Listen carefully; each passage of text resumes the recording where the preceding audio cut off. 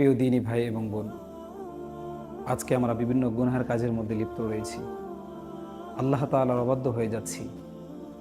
আমরা রাসূলুল্লাহ সাল্লাল্লাহু আলাইহি ওয়াসাল্লামের আনুগত্য করা থেকে আমরা বিরত রয়েছি। আমরা নিজেকে কখনো একটু প্রশ্ন করি নাই যে আল্লাহ তাআলা আমাকে কেন দুনিয়াতে পাঠিয়েছেন, আর আমি দুনিয়াতে এসে কী কাজকর্মগুলো করছি। নিজেকে কখনো আমরা একটু প্রশ্ন করিনি। প্রিয় দিনী ভাই এবং বোন, আজকে আপনি যদি গুনাহের কাছ থেকে বেঁচে থাকতে না পারেন, তাহলে আপনি ওই কবরে গিয়ে কীভাবে শান্তিতে থাকতে পারবেন?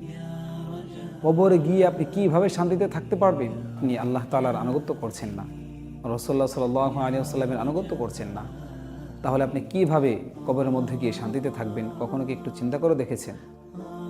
প্রিয় ভাই এবং বোন, আপনি নিজেকে একটু প্রশ্ন করুন যে এই কবরের মধ্যে আমরা কিভাবে থাকব।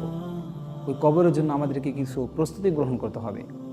যদি আমরা দুনিয়া থেকে কিছু উপার্জন করে না যাই,